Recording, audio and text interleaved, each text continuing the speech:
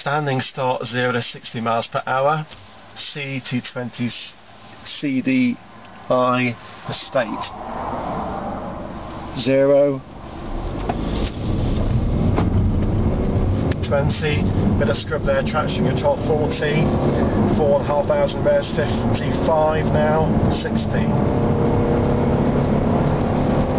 Of course, I drove the saloon before. If you've got a big afro haircut, then this will be the car for you, certainly the back seats, because the headroom is a lot more and the retractable passenger shelf is very heavy to lift out of its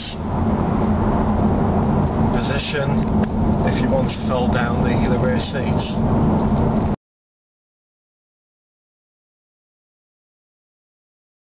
Now, in terms of AMG spec, it depends what you want the car for. If you're travelling on motorways predominantly, then these tyres and wheels are fine, but on Wallery B roads you need something with a bit more give.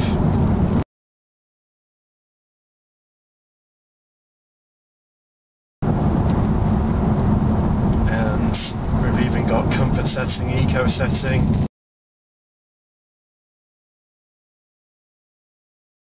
On this incline here, 7-speed automatic gearbox, feeding power here. See over the crest of the hill. And this is where you really need standard wheels just to absorb some of those bumps. The flexibility of the engine is excellent, I can't criticise that.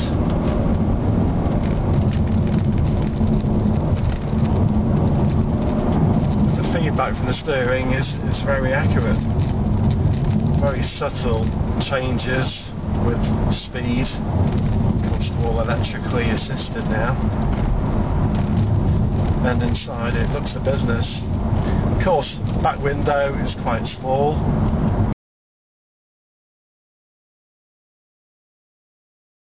I think you might have a problem getting a washing machine at the back, because so many modern estates now, or shooting brakes, call it whatever, they do dip down on the roof line towards the back.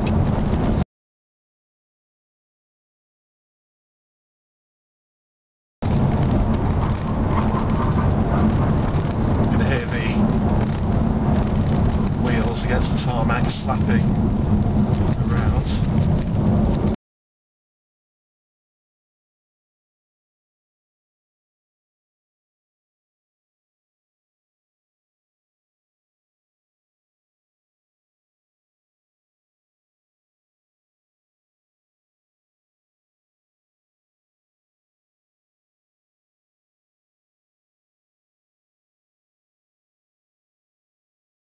Standing start to 60 miles per hour.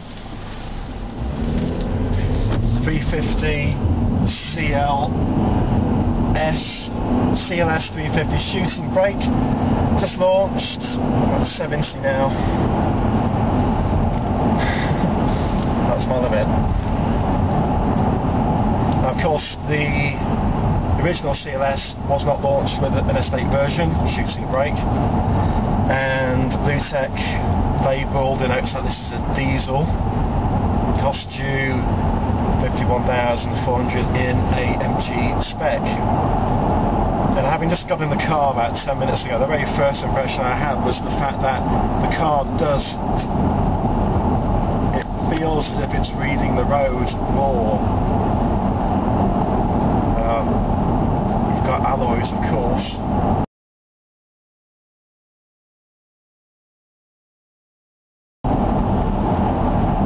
Feel the tarmac more so than in the C-Class, and it's got quite a dramatic sloping roofline, and you'd expect the headroom in the back to be quite full. It's not, and I'm 6 foot with a funky haircut going on, and that was fine with a couple of inches to spare.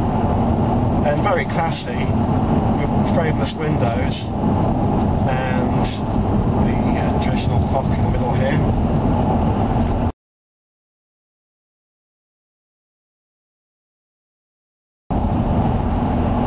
It does feel as if it's slightly lower than the C-Class. Going to go around the roundabout to see if it stays very flat.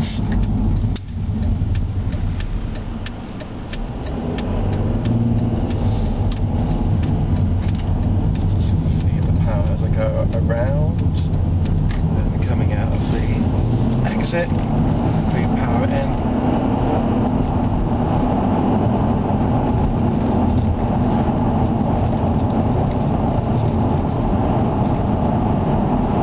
Was more like a hunkered down C-Class, and if you want to really stand out, I suppose this is the car. There won't be many of them on the road.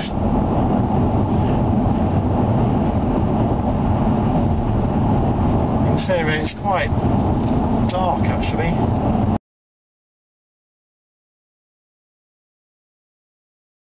Of course, this is a bigger engine than the C220 350, although it is a 3-litre diesel.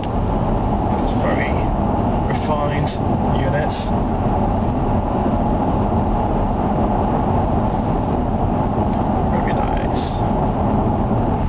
So comparing the C-Class Estate to the CLS Shooting Brake,